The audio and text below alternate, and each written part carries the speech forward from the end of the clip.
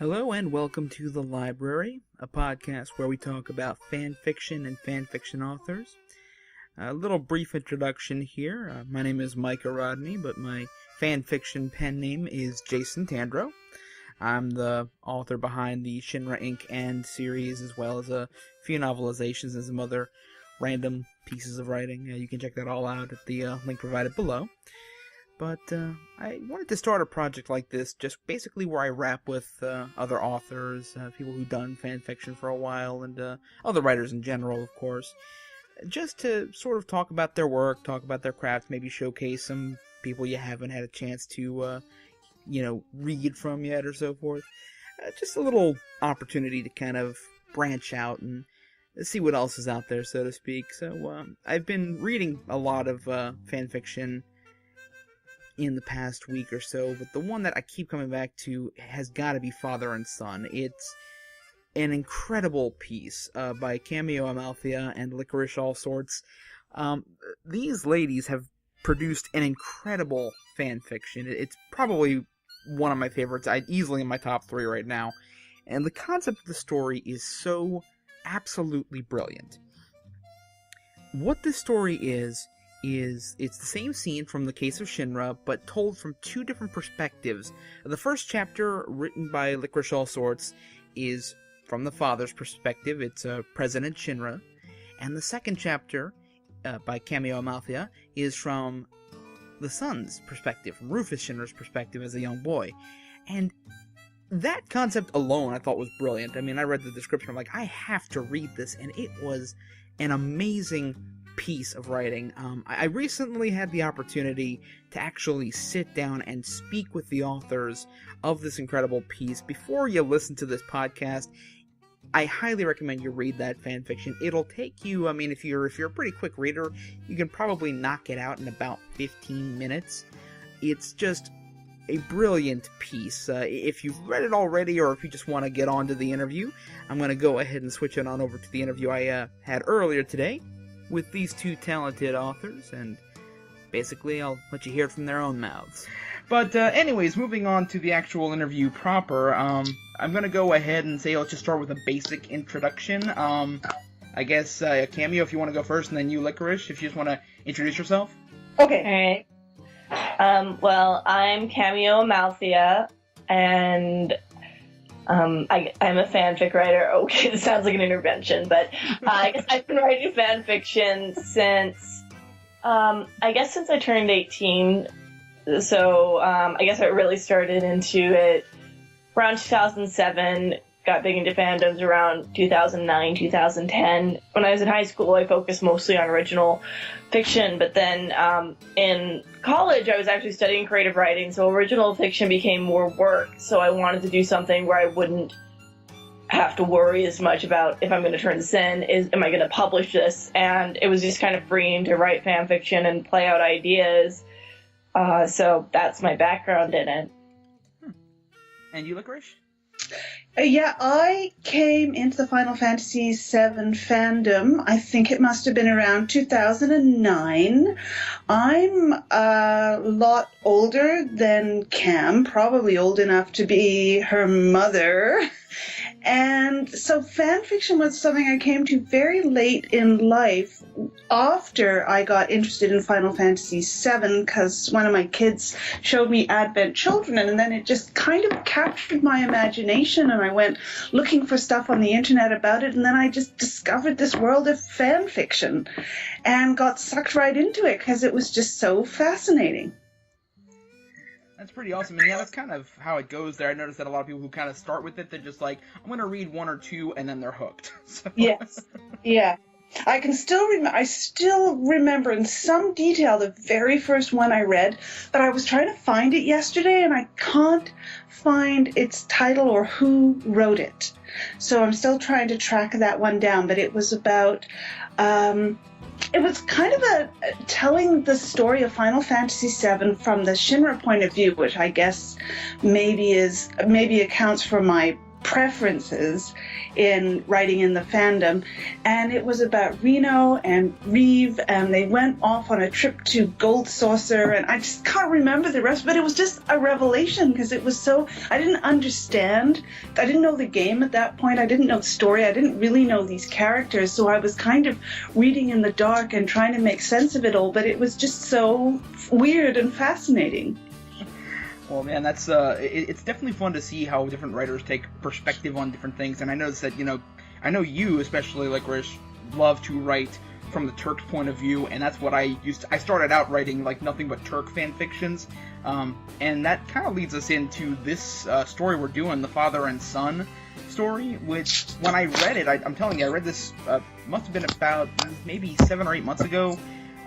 And I was absolutely fascinated by the concept, because I'm sitting here reading this fan fiction that you guys wrote, and I'm like, this is brilliant. Not only are you having two authors doing the same story and round-robining it, but you're actually having two different perspectives of the same scene. This is high art. I mean, like Cameo said, this may be an intervention, but this is really, really an amazing piece. Can you go ahead, first off, let's start by talking, how long have you two known each other as writers? I think it was 2010, actually. I was just getting into FF7 for my own interest. I had been sort of into it because my husband's a huge fan. He loves more the soldier side. He ships Cloud and Sephiroth. And so I had read some things. He was like, oh, read this yaoi with Cloud and Sephiroth. Read this. And I didn't like it for myself, but I humored him. But then around the summer of 2010, I started getting more into the Turks and into Rufus, and I read Licorice's Death as Part of the Process, and we got to this one chapter where it had the president describing his concern for Rufus getting hurt during a certain event, and I, having read the scripts of the video game, was like, no, that's not how the president would act. And I wrote a very strident review where I just went over and pulled out text to argue why I thought this interpretation was wrong, because my background is creative writing. I can do lit analysis, and I was also at that point hoping to go to law school. I've now completed law school and I'm hoping to be a lawyer, so I'm very much I know how to pick out evidence from text and argue it. So I just wrote this really long review just arguing, and I had no idea how Licorice was going to react, because here I am, some kid, I'm like 21, and I'm arguing with this older woman, this very talented woman, and I'm just saying, no, you don't get how parents are, you don't get how this relationship is, and just kind of almost angry. And I really admired her, to the point, huge fan, almost like the way I would admire a published author like J.K. Rowling, but I was trained to be an argumentative person, so I just kind of went at her, and I had no idea how she was going to react or if it was a horrible thing to do, but I did this, and she actually responded, and it was great. I was going to say something now, and I've forgotten what it is. No, go on. Yeah, I do remember that. I can't remember what I said. You were very nice. I know that was the germ of the fic, wasn't it? That you could take that evidence, and depending on how you presented it and what point of view you were in, you could see the same scene from...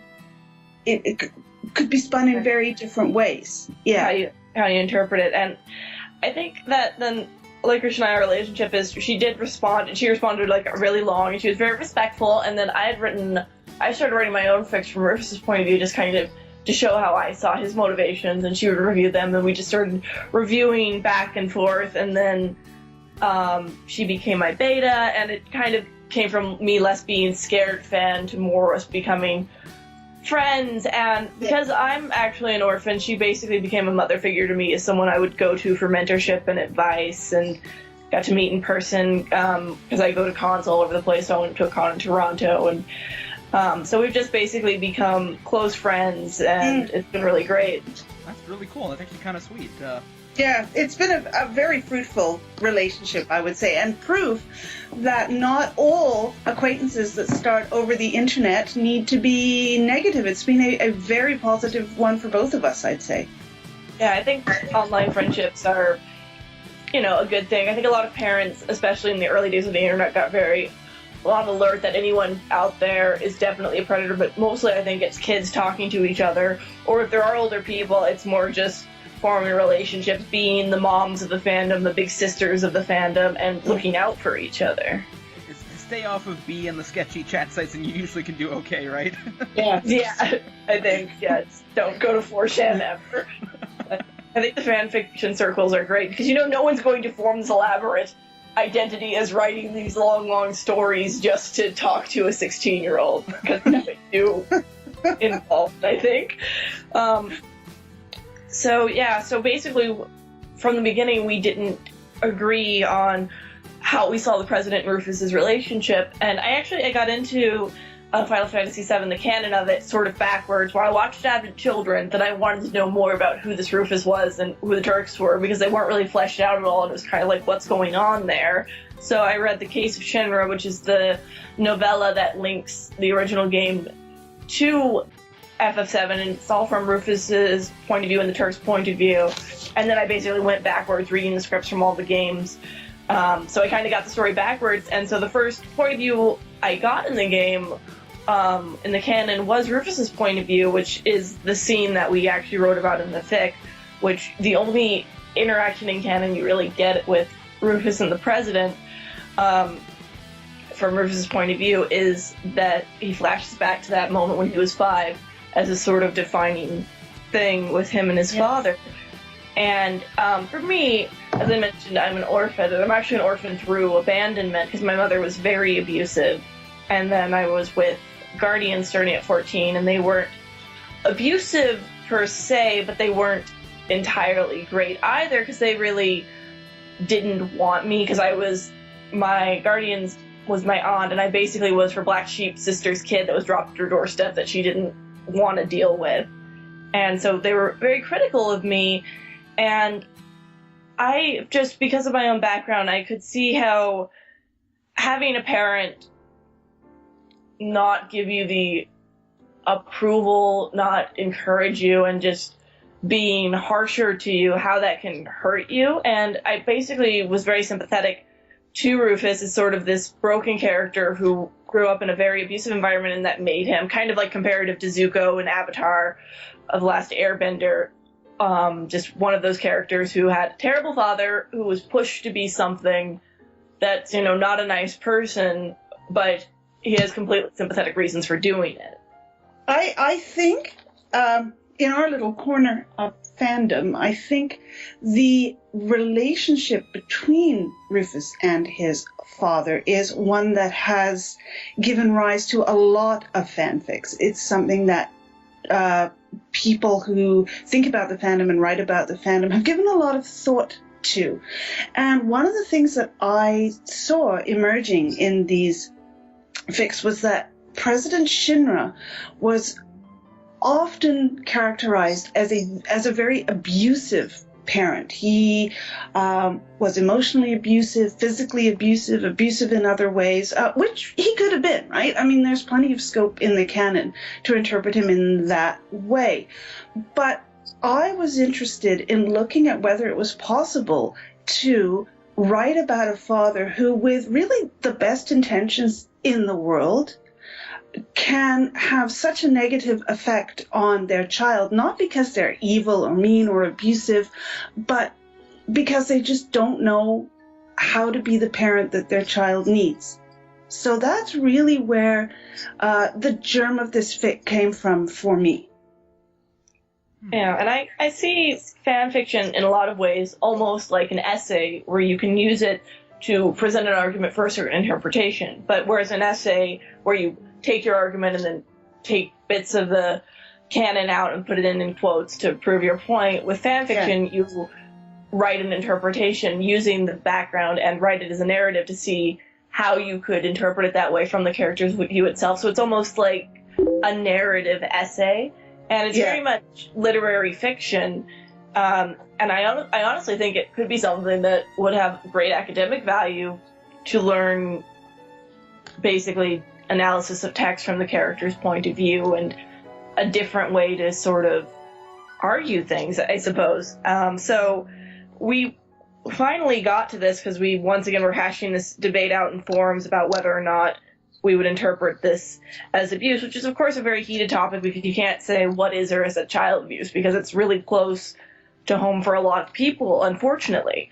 But I went to Licorice and I essentially emailed her and was like, hey, do you want to play a game with me? Here's the game, is we have this one scene we have from canon. Let's write this scene, so we're mirroring each other. You write it from President Shinra's point of view. I'll write it from Rufus' point of view, because, as I said, I was already very sympathetic to him, and I could see very clearly the point of view of a hurt-abused kid. But then Licorice, she is a parent, and she could understand, I think, how it is to be a parent more than I could, since I'm not a parent, and could understand, you know, writing a sympathetic villain who maybe doesn't mean to be evil or harmful. Yes, how with the best will in the world, you can still damage your children. Yes. That's actually fascinating, and I'm telling you, I'm learning so much more just by talking to you ladies right now, and it's adding so much depth to the story for me, and you know, hearing your individual stories and seeing how, I mean, talking to you now, it really makes sense. I'm really starting to see a lot of the pieces fit together. One thing that I find fascinating in Licorice, in your portrayal of President Shinra, what you do is exactly what Cam said. You actually, he has the best intentions in the world. He's really just trying to raise a strong son, but because he's so set in his ways, because he's so stubborn, he's neglectful and you know, emotionally abusive. I mean, that's something that I think is really hard to write subtly, and I think you really master that. Was that difficult at all for you to write, or was there was that something you were able to pull together? I mean, how did that all work for you? No, honestly, it wasn't that hard. This is one of the fics that I wrote quite quickly and quite easily. I just that interpretation of President Shinra is one that I've never found it difficult to portray him as somebody who actually really loves his son, but is just a really, really bad father. And it just constantly gets it wrong and doesn't quite, and because he constantly gets it wrong, his son just can't believe that his father loves him, and so becomes more angry and more resentful. And at first it's like a sort of personal anger and resentment, and then it becomes more objective, more philosophical, more of an objection to his father on principle, his father's policies, the way his father's running the company. So, but I just think President Shinra is more interesting if he's less of a villain and more of somebody who's just emotionally incompetent as a parent. Well, writing young children is always sort of difficult because you have to get the voice right for what age they are, and you know, Rufus is very young in this piece, and I don't have a lot of experience working around young kids. I never had younger siblings. So I think for me, writing him at different ages and not seeming older or younger was the only difficult part, and then just making sure that I mirrored my text to Licorice. If she added a little bit, I would change that, so we had more or less the same version of the same story. But for me, I think I had analyzed that scene so much since reading it, because it was really, like I said, one of the first kind of the defining scenes for Rufus that I had come across and really shaped my whole interpretation of him. I'd already basically done the background research. Yeah, I think it's the only scene in the whole of the compilation where Rufus and his father appear together. Yeah, and it's like one of the few scenes we get where we're in Rufus's point of view, and Rufus is kind of an enigma. Even in the game, they set him up as people don't know anything about him. They know rumors. I mean, they do show up together in canon. Like, he shows up at board meetings in BC and that sort of thing, but this is the only one where you have this long going scene where the point of the scene is the two of them, where we are in one of their points of view. And I think basically for me the scene defines the relationship because it's the most telling that we have there. And I guess for me, I could just see basically how this would be something that would take root in him, do you want to be a loser? You don't think you're going to get the company? And just basically how emotional children can be and how important their parents' words are to Yes. them, you know. Yeah, and I can see it being something that 20 years on, it's still like as vivid in Rufus's memory as the day it happened, whereas his father's completely forgotten it. Yeah, I think what people don't understand about child abuse and abuse in general is it's not just evil people who set out to, you know, hurt someone.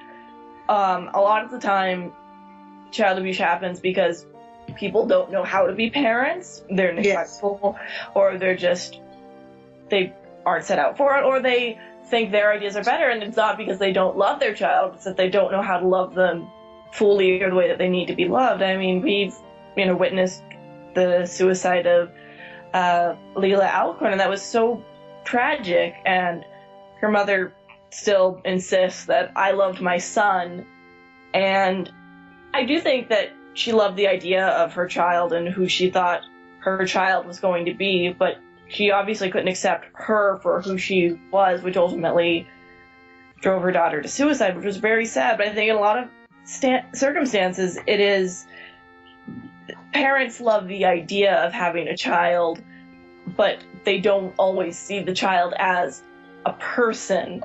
And that's where I think a lot of harm comes from, is not seeing the personhood of the child, their individuality, and being able to put the child first and really seeing things from the child's point of view. I think a lot of harm just comes from parents trying to force their kids into a mold, force them to do something, you know, be something, instead of just waiting around to see what their child is going to be, which I think is what good parents do. And I've, you know, had the pleasure of staying with Licorice for a few weeks last summer while visiting Canada. You know, she's a wonderful mom, and honestly, it was kind of like a miraculous for me to stay with her and see that, you know, such a good mom exists.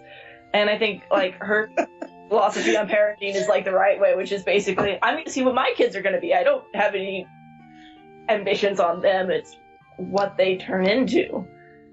Yeah, I can't disagree with any of that. I just want to throw this into the mix, which is, if President Shinra had not been so hard on Rufus, Rufus might not have been tough enough, resilient enough to survive all the crap that was thrown at him in the OG and Case of Shinra and Advent Children.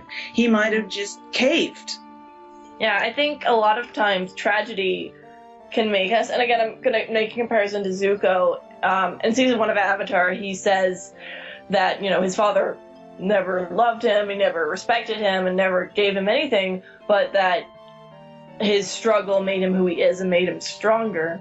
And I definitely think that that President Shinra, you know, if he had suggested, oh, just let him turn out who he's going to be, it's like, he doesn't need a kid who's going to turn out to who he's going to be. He needs an heir who's going to take over Shinra. So Rufus was almost born with a purpose and had to fulfill it. And I don't think that can ever be, you know, a healthy way to grow up. And but essentially that's how he had to grow up because of the circumstances. So I'm not sure if President Shinra could have done better, being that he is, you know, a dictator ruling the world. Essentially, if you're raised for the throne, it's not, everything else has to come secondary to raising the good king. And the question is what the president thought that meant versus what an actual good leader would be and a good person. But I think despite it all, Rufus came out to be a lot better than a lot of people think he is. He's not nearly as evil as everyone thinks. He's not Joffrey Baratheon.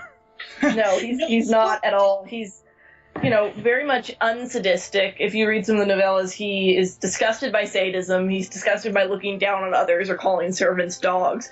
It's like, no, these are my subordinates, but he also sees them as, you know, these are the most valuable people in my life. You know, to him, people are people and they're all valuable. And he has kind of a cold way of looking at things in terms of resources, in terms of not getting emotionally involved. But he definitely values people, and he definitely isn't the kind of person who would ever kick a puppy or that sort of thing. Yeah, did you see the description of him in the latest novella, the lateral biography, The Kids Are All Right, when the heroine, I think her name is Kyrie, they've been to visit Rufus, and then after they leave, she says, oh, I can't call him the stupid president anymore. He's so calm and resilient, and he's so intelligent and in control of the situation, and he's really the ideal man.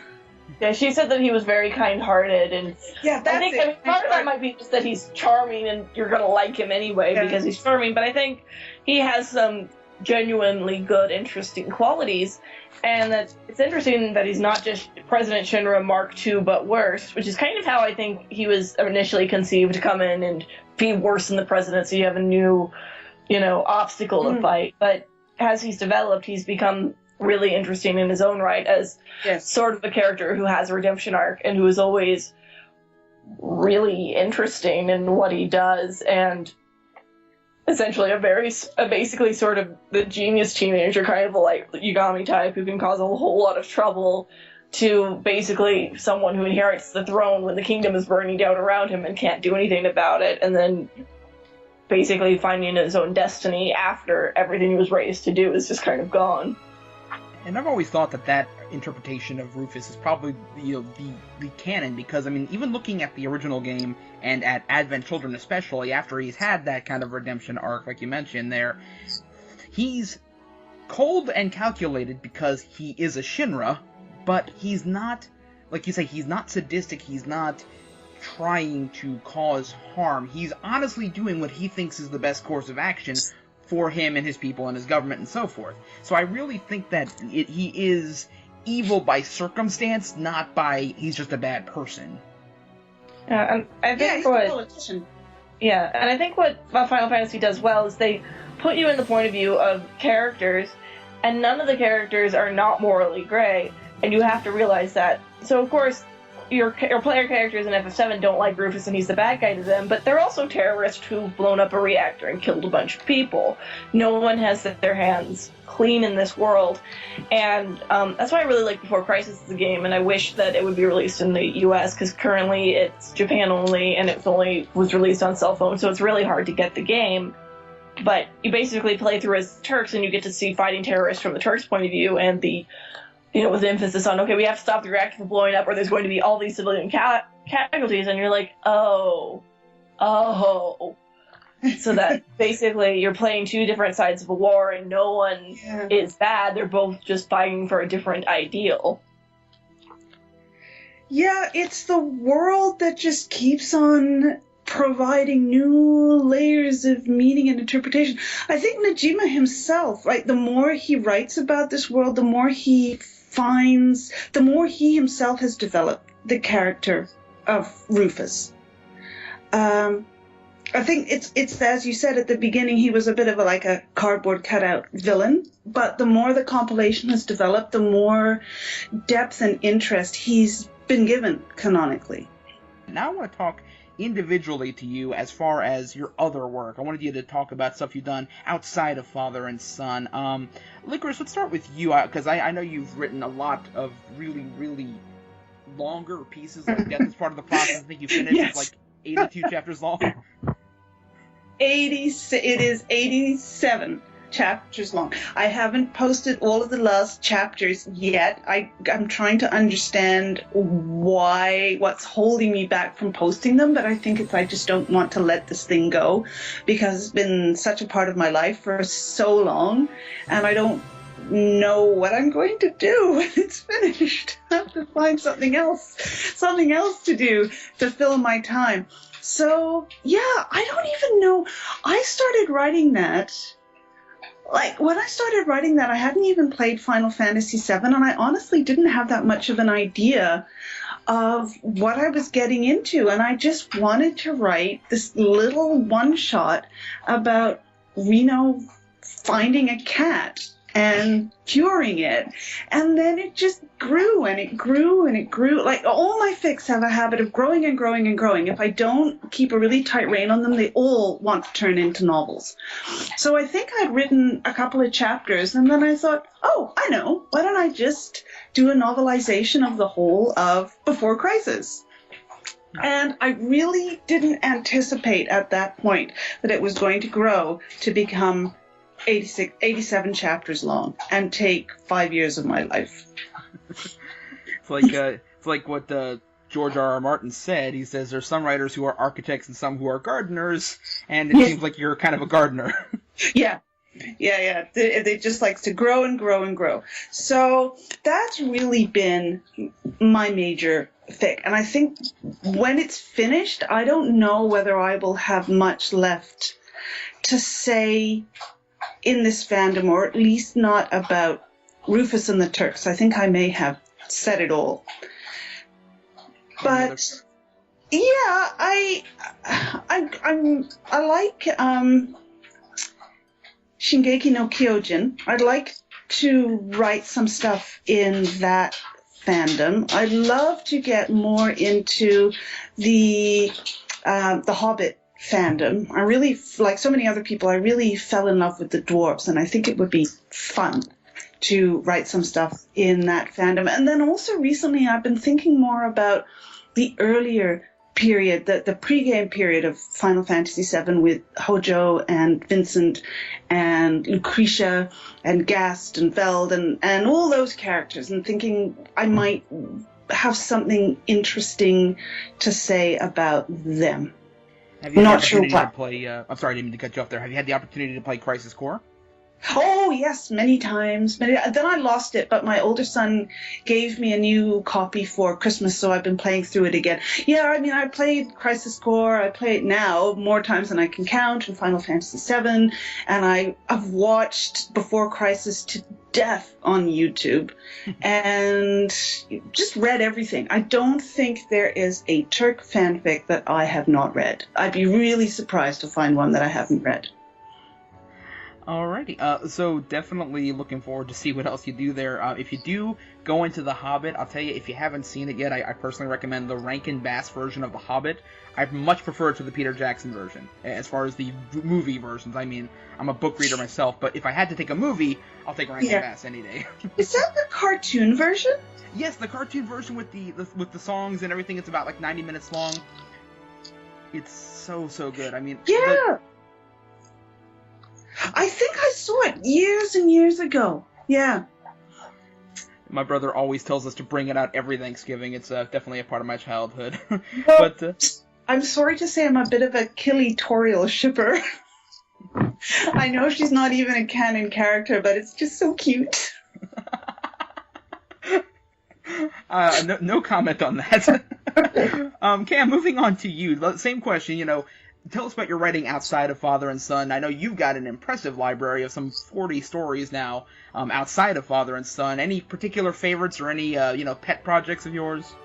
Oh, well, honestly, I think my main goal is to finish any one fic, because I have a real problem where I start something and then I'm not sure where to take it and then I don't finish it.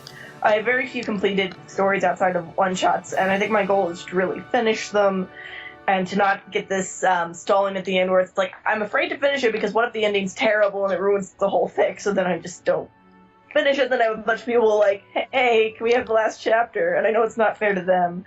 So every time I get on an airplane, I'm like, what if I die and I never finish that fic and everyone's lit down? And I'm just like, I thought I was the only person who thought that. Oh my god, my heart goes out to you so much. I had the same exact thing happen with I wrote two stories many years ago. One was called Limit Break and one was called Seed. And it's universally agreed by the people who have read it that the story was great until the ending, and then I kind of rushed it, and that's what I do, so I completely know what you're talking about. Yeah, I've read some fics that were really good, and then the ending it wasn't satisfying, and I think what you have to remember is you can always go back and rewrite it, because it's not like publishing where it's out there in print. It's online. You can take stuff down, rewrite, repost it up with the edited version. So I'm just kind of trying to focus on that. And the thing is, I tend to write when I have a spark of inspiration. I just let it carry me. So then it's hard for me to write when I'm not seeing it play out, and I can't really force myself to write. So I can be very slow.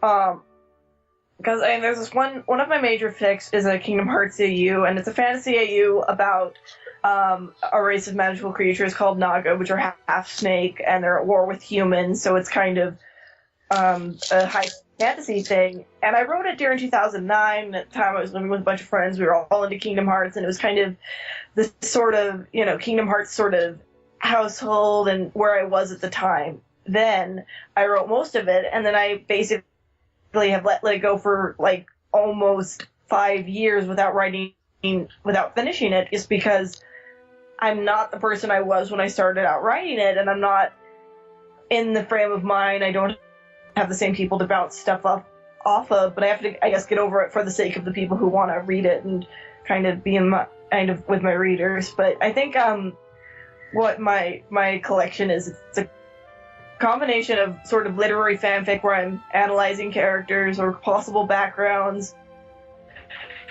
and then just fantasy trash. Essentially, I did get into some fanfics just because I was looking for pure entertainment, so a lot of it is just prurient. There's a lot of yaoi, there's a lot of fantasy AUs, there's a lot of just what I would just term special interest, where if you just really want to read a love story about magical dragons and fantasy creatures and the sort of paperback beach reading, I do some of that, and then I do some of the deeper artsy stuff. So it depends on if I want to say something or if I just want to have fun and go to a world that's more fun and entertaining.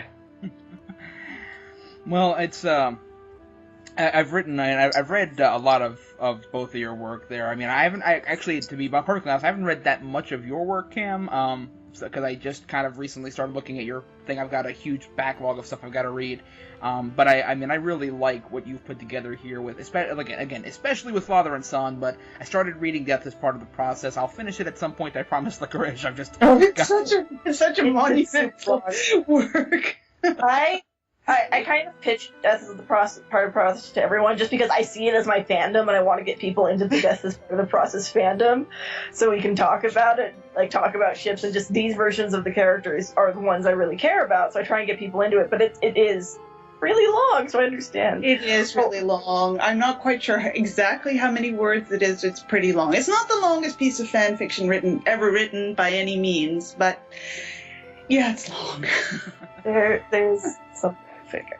But no, actually I was going to say, though, in terms of Final Fantasy VII, I do have a lot of stuff that's unique to me about the character of Nunchaku from before Crisis, and I think I'm the only one who writes about him because BC is such a small fandom since it's Japan only, so the US fandom is kind of small.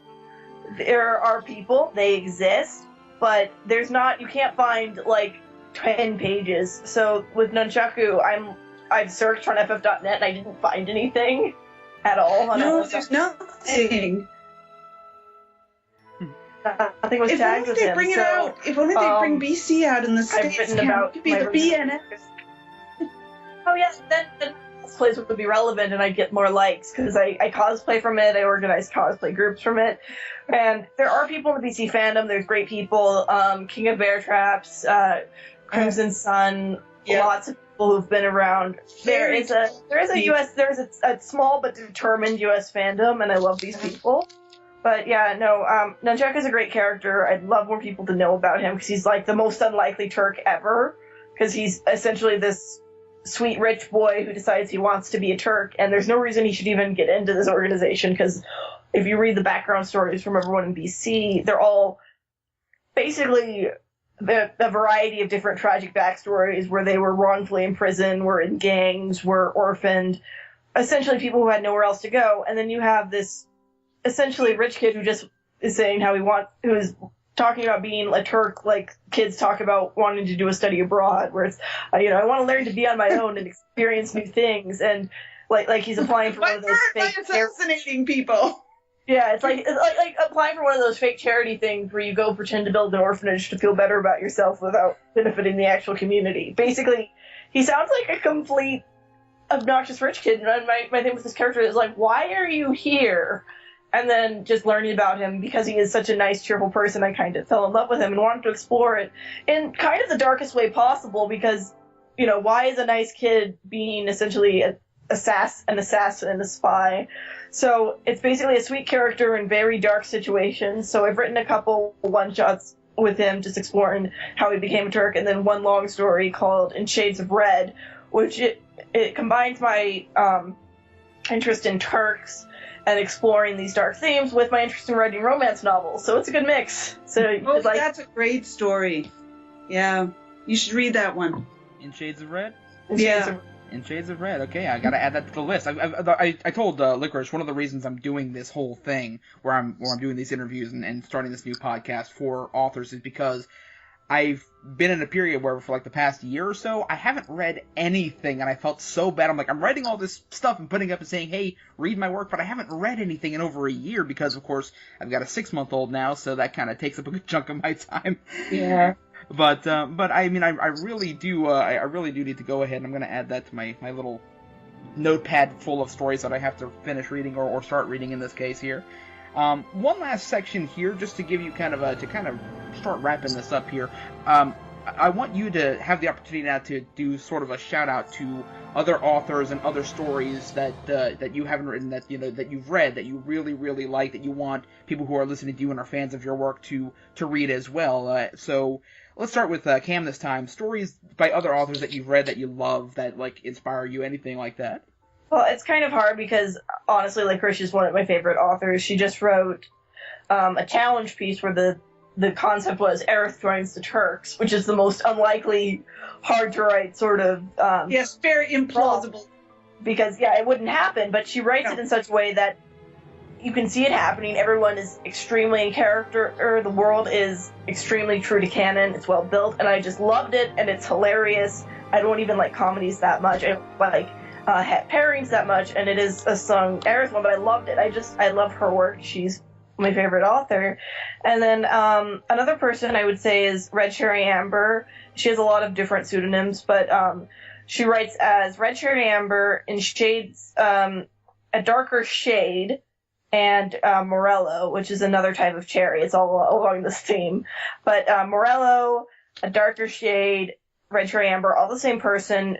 She writes really good FF7 stuff. She's gotten more into SNK now, so now she's writing a lot of really good SNK stuff, which I don't read because I'm not really into the pairings she writes, but she's an amazing writer, so I'm gonna go ahead and give a shout out to her.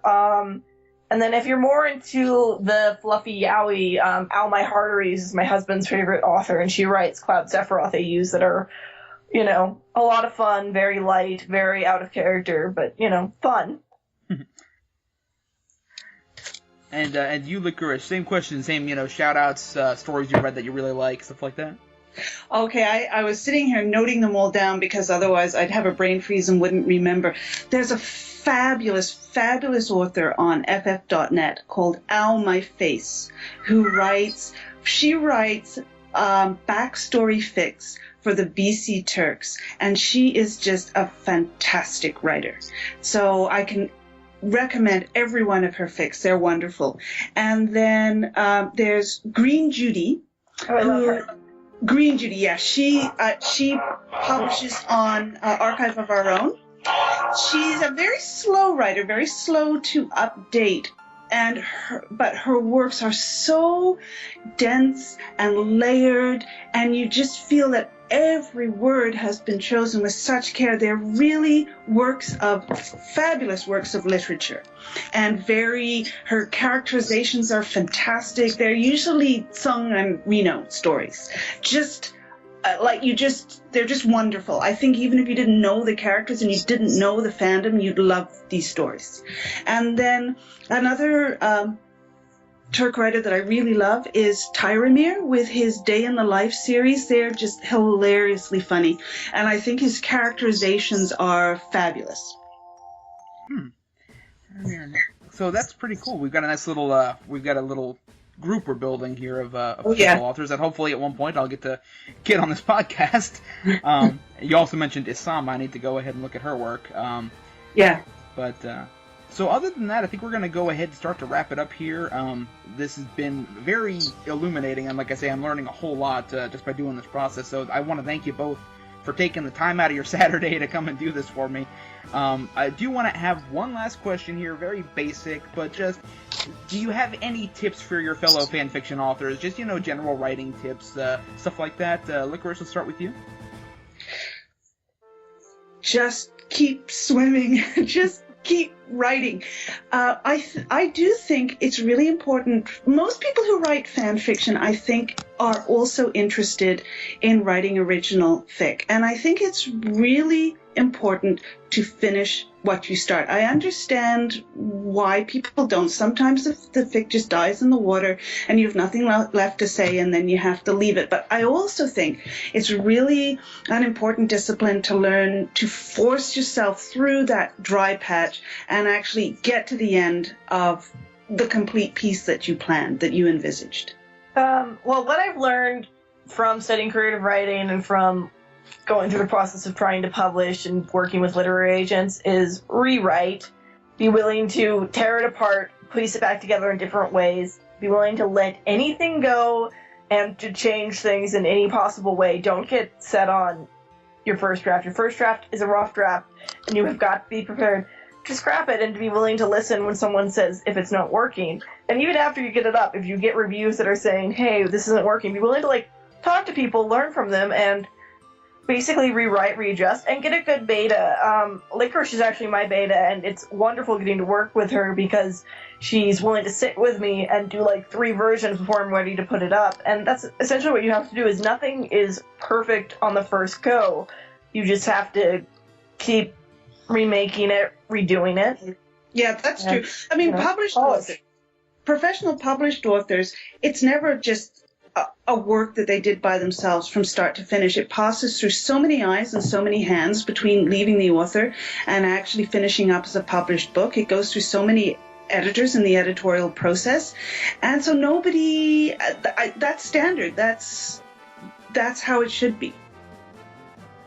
Definitely helps to have, I know I've had a few people beta my work, and I know that a lot of writers here often, there was one female writer I used to work with a lot, Luna Lockett. We are actually doing a kind of round-robin story, and I know it really does help to have that second set of eyes and to just have somebody to bounce ideas off of. So, again, great advice, and you two definitely worked together and came up with something that's really amazing. That's why I wanted to do this first episode about that story, because it really is an amazing piece. We're going to go ahead and wrap it up here. Again, the piece is Father and Son. I've been speaking with CameoAmalthea and Licoriceallsorts. Both of them fantastic authors. It's been a pleasure talking with you ladies. Anything else to say before we part things up here? I just want to say thank you for giving me the opportunity. And if people want to find more of my stuff, again, CameoAmalthea. My fics are on ff.net. They're on AO3. My Tumblr's under the same name. And you can find my fandom Facebook page where it's mostly for cosplay, but you can comment about my stories because I'd love it to be an overall creative page. So go ahead, like CameoAmalthea on Facebook. Follow me there. Follow Shadow Arts. That's my Kingdom Hearts cosplay thing. Check out my YouTube. I do fandom stuff all over the place. I did a music video tribute to Death is Part of the Process. I'll do fanfic-inspired music videos with cosplay. So I think just find me, follow me, let me follow you back. What I love about this fandom is that it's a great way to make friends. It's a great way to connect with other creative people and people who do so many different artistic things, and that's just wonderful. And anything else on your side there, Licorice? Yeah, I just wanted to say, fan fiction gets denigrated by people who don't really know about it, but I truly believe that it has as much potential as any other genre of fiction to be truly literature, and I've read more than a few fanfics which I really would classify as literature. So if fanfic is your thing, don't be ashamed of it. Embrace it and love it. It's been a pleasure chatting with you ladies, and again, both two extremely talented authors. I highly recommend them, and hopefully next time, sometime maybe next week or whenever I get this up here, we'll have somebody else who we can also go ahead and kind of build your circle. But other than that, I do want to thank you all for taking the time out of your Saturday again, and I hope you all have a fantastic new year, and look forward to seeing more of your work. Thanks, Jason. It was fun. Thank you. And there you have it, two extraordinary authors. Seriously, every word I said there, I meant. They are absolutely top-notch writers, and I've had so much fun reading, especially Father and Son. Next time we do this, I still haven't quite worked out a lineup yet there. This is just, of course, a brand new show here, but I'm hoping to get as many authors as I can. If you're interested in appearing on this podcast, by all means, send me a message. There's a link down there. Again, there's about 800 links down there, I think, by now, but go ahead, and one of the first ones should be how to contact me if you want to be on this podcast.